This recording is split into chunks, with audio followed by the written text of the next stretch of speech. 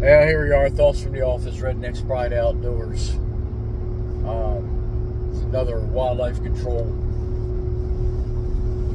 video. Questions. A lot of folks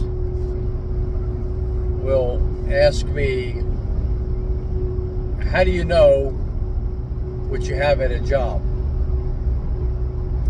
They'll say to me, you don't go up in the attic. And I say, no, not too often. Not unless I actually have to. I got a couple jobs I do, but typically I won't go in the attic. And they'll say, well, how do you do that? And I said, well, I've been at it for 45 years, number one. You know, I started in 1979. Back when I first started, yeah, I went up to the attics a lot. But then after a while, I realized, how many times do I need to see the same thing over and over and over again on the outside, then go on the inside and see the same thing over and over and over again, to realize that the outside tells me what I got on the inside. That's why I come up with the sayings. Learn to see what's really there, then believe what you see. And how many times do you need to see the same thing over and over again before you don't have to prove it to yourself?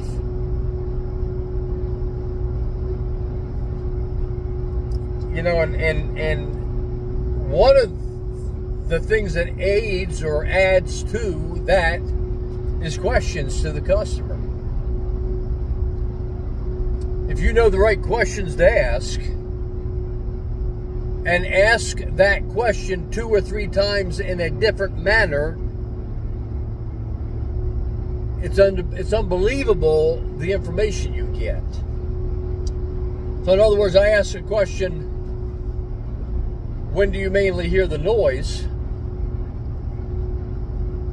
And they'll say, every morning, right before the sun comes up, or every morning, you know, about an hour before daylight, or every morning. That clicks in.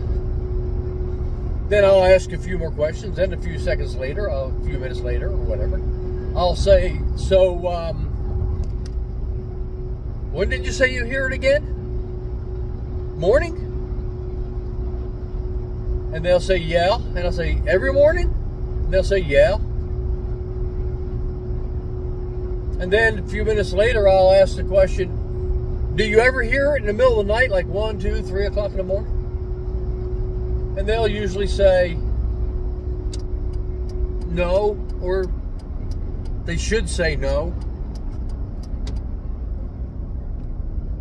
Now, there is a variable to that, but we're just doing the general right this second. So I've asked essentially the same question 3 times and got the same answer. I only hear it in the morning. And it's every day. Well, right there, I'm leaning towards gray squirrels. And I ask that question on the phone, or my wife will ask that question on the phone. And we'll do it that way. We'll ask a few more questions, whatever questions you're going to come up with that tells you. But after a while, you'll start to understand what each animal does in repetition under normal situations. Now, you never put yourself into a box to where you say it's always going to be this way. You always leave room to wiggle. All right? You always say, I'm 90%, but I'm not 100. Okay? But asking questions is the essential basis or beginning point. On the phone, we will try to spend at least 10 minutes on the phone with the customer before we come out. And then when I get there, I'll spend another 10 minutes with the customer going over the same type of questions to see if I get the same answers. And if you're getting the same answers, then you can relatively safe say, I think it's going to be this, and I think it's going to be that. Then you go outside, you put your ladder up, you walk around. I do a ground inspection first. After all these years, I can look at a house and you can start to see the trouble spots. You can see the hips, the valleys. You know they're trouble spots, no matter what. You can see the raised roof on the edge. You can see the sunken roof on the edge. You can see the soffit discolorations. You can see the soffit hanging. You can see the stains on the fascia board, or where the water's leaking between the gutter and the capping. You can see all that from the ground. Just a quick walk around. Then when you put your ladder up, you're putting your ladder up to the spots that drew your attention. And then you do a thorough check all the way else around. And then when you see what you see, a little hole about that big, and the answers they gave you with the questions, I know what I got. And you leave it open for that, in case there's something else or something different. But you'll pick that up on your questions too. Now, I've learned to ask questions in conversation. Don't ask direct, hard questions. Or don't interrogate them. Because I found that when you interrogate or you ask direct questions looking for direct answers, that they tend to give you the answers that they think you need, or they think you should have, or they want you to have. And that takes you on goose trails, here, yonder, and about. So you just learn how to ask questions in general conversation. Make them feel comfortable. Make them feel at home. Make them feel that you're in control, but you're not a brown eye. That the reason you're in control is because you're thorough. You're trying to find the right answers. The whole time, though, you're talking to them. It's not idle talk. It's not just talking. The whole time I'm having a conversation with my customers or potential customer, I'm in a information gathering mindset. Next person's going to say, well, what kind of questions do you ask?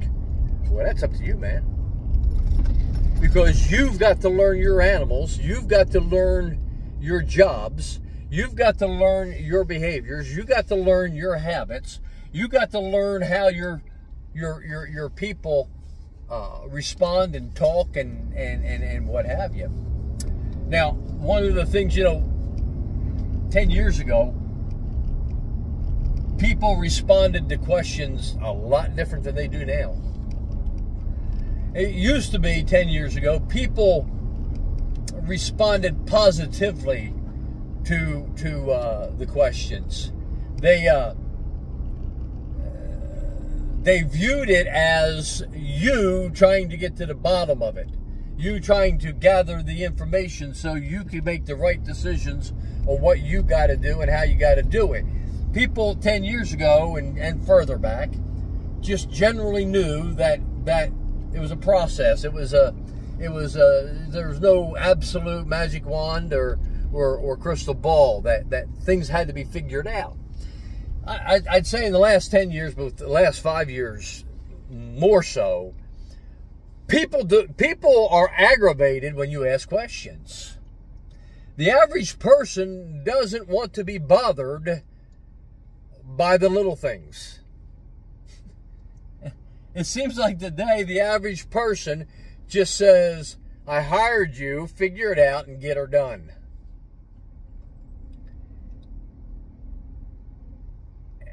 And when you think about it, the more service-oriented a person is, the more administrative that person probably is also.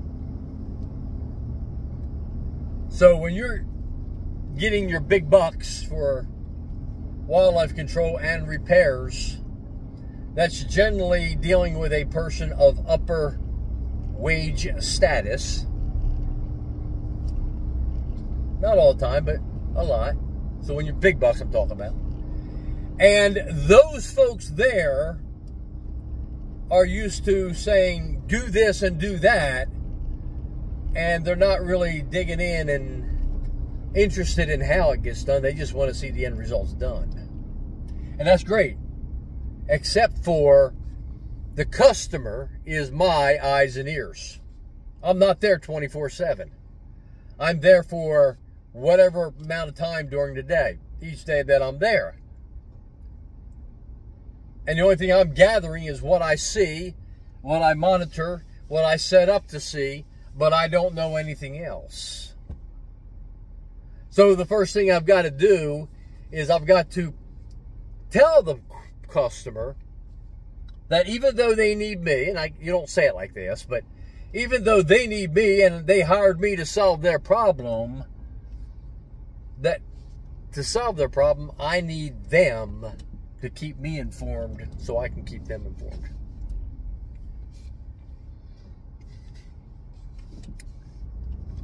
Talking to customers can be a pain. We all know that. They go on rabbit trails. They tell you what they want, they think, and you got to try to figure things out. reason I'm doing this video is I had a really nice pair of customers, a husband and wife team, and they're super nice people. And but you got to learn to study people as much as you learn how to study the critter. But she, the wife, is very easy to talk to, very attentive, very knowledge-seeking, always looking for information to store, to use, to think about. The husband, super great guy. But he is the Mr. Fix-It at his employment. Everybody comes to him because he's just the guy that can get the things done in his job description. And the problem with a person like that a person who can get everything done or everybody comes to, is they tend to think that they got it all down pat and figured out, and without trying to be a pain, they're a pain because they tell you what they think you need and tell you what you don't need and tell you what you should be doing and what they think you should be doing and whatever. And you know, I have to say to a few people every once in a while, how many squirrel jobs have you handled? And they all look at me and none.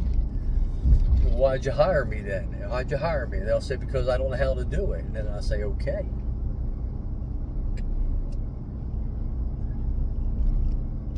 So when you get a person like that, they may be the greatest person in the world.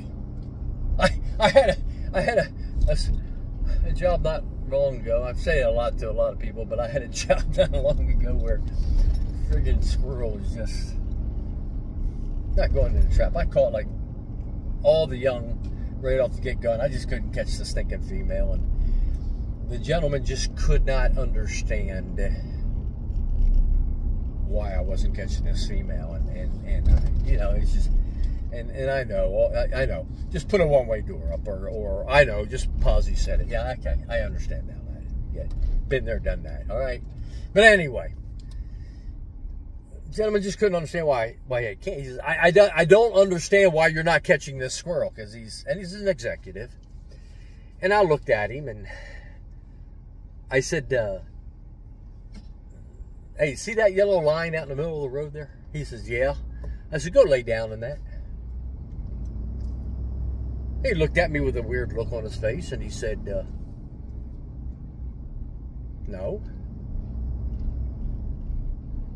And I said, I want you to go lay down in the middle of the road on that yellow line. And he said, why? I'm not going to do that. And I said, you need to go lay down on that yellow line in the middle of the road. And that's just how I said it to him. And he looked back at me and he said, I am not laying down in the beeping yellow line on the yellow line. And I started laughing and I said, that's the same thing the squirrel's telling me. He started laughing and he says, I got your point. Asking questions gets me to the place to where I need to be on those difficult 20%ers. But that getting back on that couple I was talking to, I got on a rabbit trail, forgive me, but I was talking to her this morning and she looked at me and she said, I need to ask you another question. And I said, okay, no problem. And she said, I feel so sorry for you. And I said, why? She said, because the other day when my husband was asking you question after question after question and telling you thought after thought after thought, I was watching your facial expression. And she said, I could see that you was thinking, what a dumb question. Or what a dumb statement. She said, but you never said that. You just smiled and then answered it. And immediately I said, I didn't offend him, did I? And she laughs and she says, no, he didn't even notice it. I've just, in my old past occupation, I perceive people very clearly. You got my point?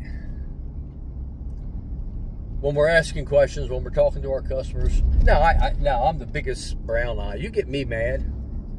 You get me aggravated. The old nature comes out in me. And I am the biggest brown eye you never want to come in contact with. My old life, well, we just leave it at that. But when we're talking to customers, you got to try to ask the questions in a manner in which they give us the information that we need without going on rabbit trails, which can lead us down over a cliff if we follow those rabbit trails. Wildlife control was more than taking a trap and nailing it over top of the hole and wait for the animal to come out. Wildlife control was more than putting a one-way door up. Wildlife control is understanding your animal, both habits and most important behavior. You've heard me say it. We all start off on habits in the beginning of the job, but we end up on behavior at the end of the job. Knowing the habits and the behaviors, knowing the methods for each type of situation, and knowing how to draw information out of our customers who are our eyes and ears. All right, I'm going to leave it there. Rednecks Pride Outdoors. Thoughts from the office. I'll catch you later.